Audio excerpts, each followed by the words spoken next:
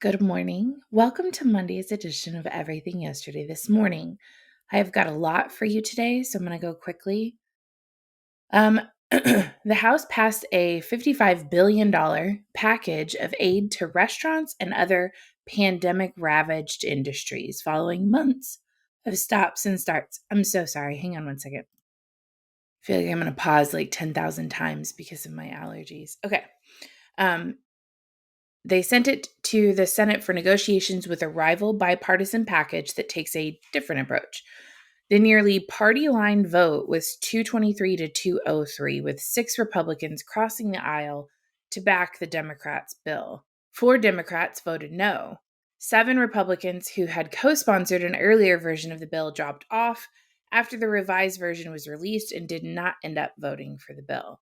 The House legislation would provide $42 billion to replenish a fund for struggling restaurants, food trucks, bars, caterers, brew pubs, bakeries, and more after the money ran dry quickly last year.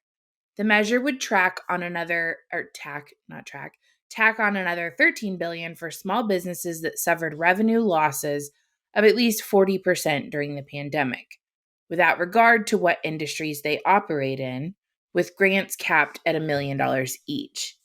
That's a key difference with newly unveiled Senate legislation that would set aside $8 billion for specific groups on top of $40 billion for restaurants. The $8 billion would be carved up into pots of money directed to gyms, fitness centers, live entertainment venues, motor coach and ferry operators, minor league sports teams, and small businesses that were cut off from customers and suppliers due to border closures. House Democrats defended their proposal as the more appropriate way to help struggling businesses. The House Small Business Chair, her name's Nydia Velázquez,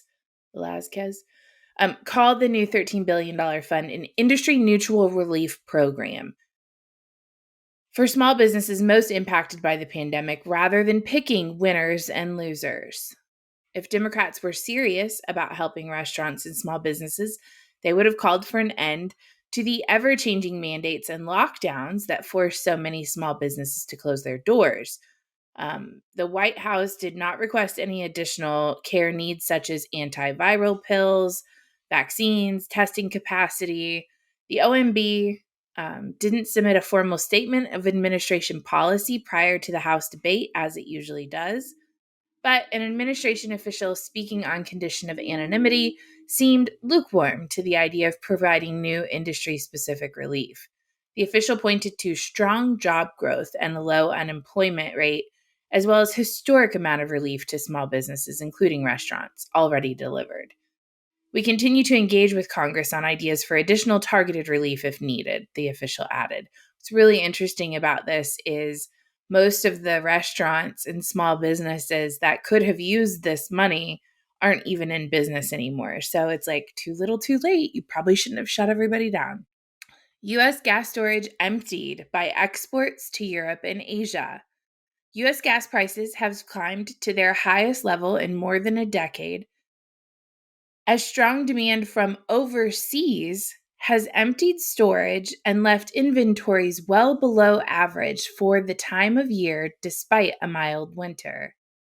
Front month futures for gas delivered at Henry Hub in Louisiana have risen to $6.40 per or 6.40 per million British thermal units, the highest in real terms since 2010. Wholesale prices in the United States are still far below those prevailing in Northeast Asia, which are $33 per million British thermal units. And Northwest Europe is $34. Full price convergence is prevented by the limited liquefaction capacity for exports from the United States and regasification capacity for imports into Asia and Europe.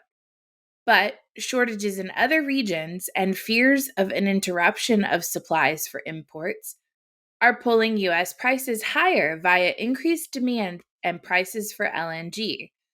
U.S. LNG exports rose 13% in the 3 months from November to January compared with the same period a year earlier. While gas production was up by less than 5%, As a result, LNG exports accounted for 12% of domestic dry gas production in January of 2022, up from 8% in January of 2020 and 3% in January of 2018. Exports are likely to have accelerated even further in February and March after Russia's invasion of Ukraine sent gas prices surging in Europe. U.S. prices are still largely isolated from the rest of the world, but growing LNG exports are gradually forging closer links with Europe and Asia.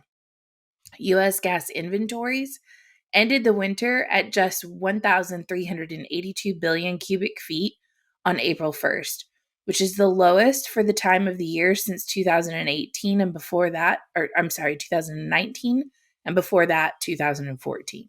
Working stocks in underground storage were 316 billion cubic feet, or 19% below the pre-pandemic 5-year seasonal average. Because of strong exports, inventories depleted more than usual despite high prices and winter heating demand that was 8% below the long-term average.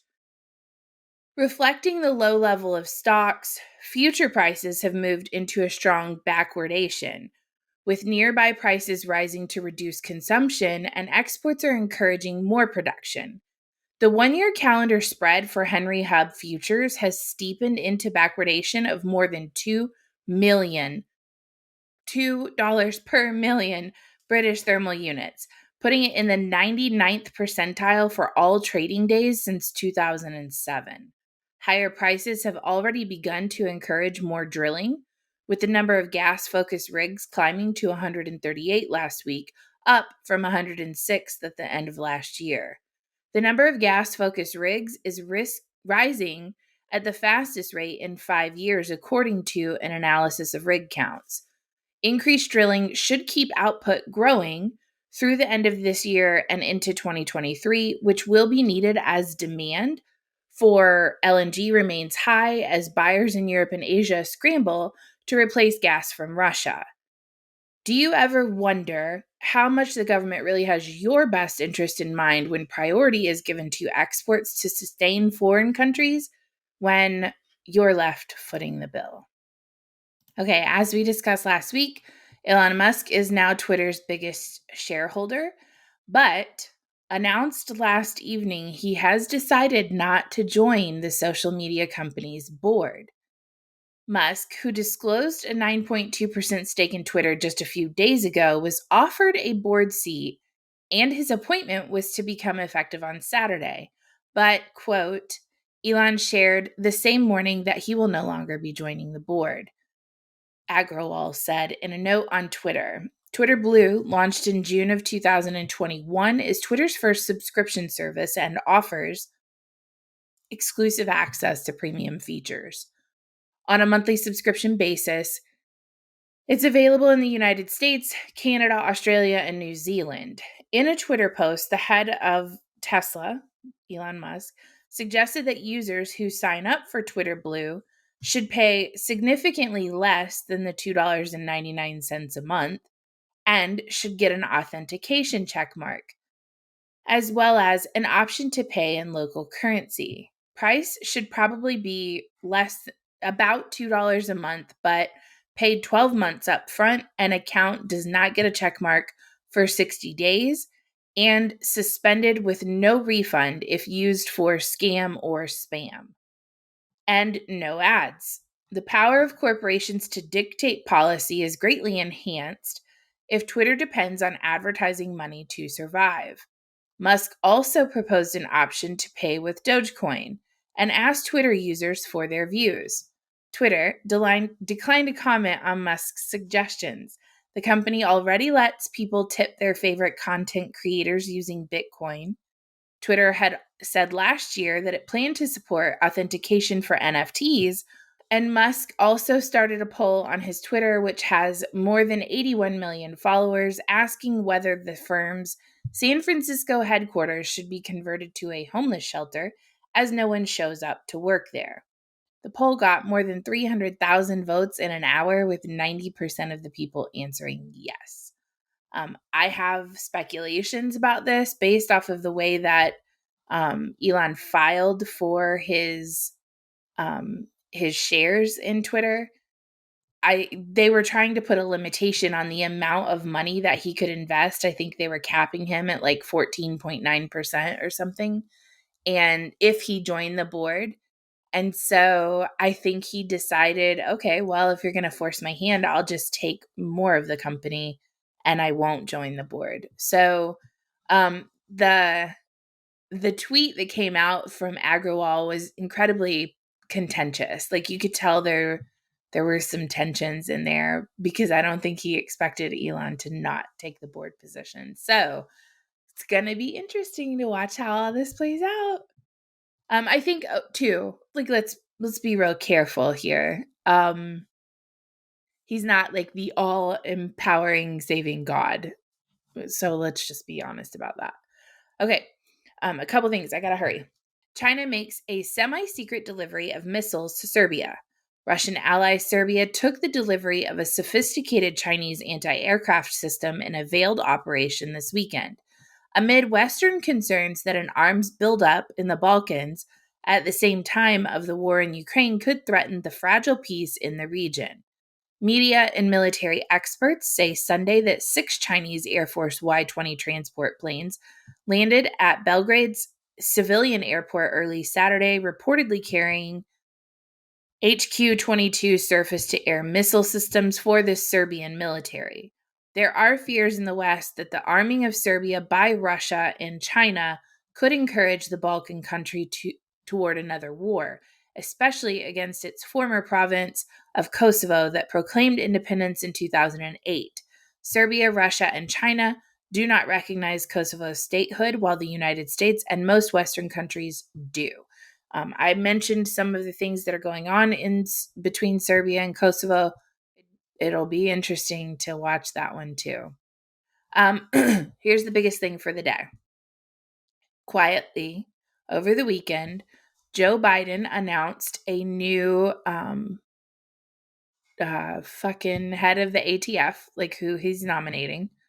And he's getting ready to propose today new firearm regulation meant to contain the use of privately made weapons. So the regulation on so-called ghost guns, regulated, untraceable weapons made from kits, would address a critical gap in the government's ability to track them. Biden is also expected to, like I said, name Steve Dettelbach, a former U.S. attorney from Ohio, as his nominee to lead the ATF. As soon as Monday, Biden's previous nominee was forced to withdraw amid opposition in the Senate. Chuck Schumer said, "Today, I'm calling on the administration to go all in after ghost guns by putting out regulations that will stop them. The federal government has the ability through regulation to stop these ghost guns," he said. Following a 2021 directive from the Biden administration, the ATF proposed a rule in May of last year to allow the Bureau to classify the building blocks that often make up ghost guns as firearms.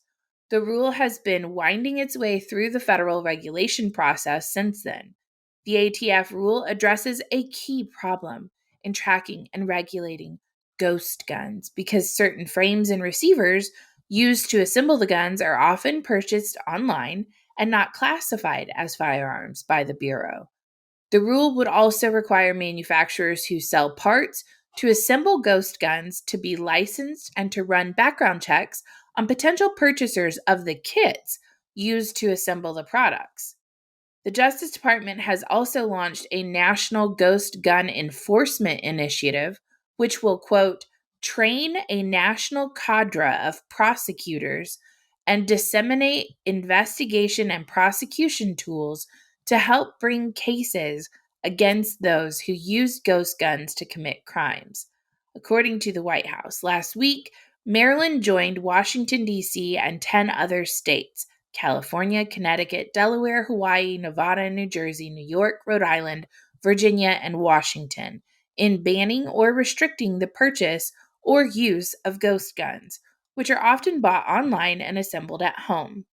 Dettelbach ran unsuccessfully for Ohio Attorney General in 2018 after serving as a U.S. attorney in the state. I cannot wait to see the beautiful, wonderful work of people figuring out why Dettelbach was unsuccessful in his run and why he will be a pathetic excuse for a leader of the ATF. With that being said, I think this whole ghost gun situation is going to be really interesting to watch this play out because you can talk about how you're disseminating these people about committing crimes, but the language indicates that you're going to make a criminal out of anybody who creates their own firearm from home. You're going to find a way to prevent people from it's cheaper for me to print a gun than it is for me to go purchase one from the store. Is it not my right to keep and bear arms? However means I acquire those, it should be of none of the government's business. I love you guys. You guys take care.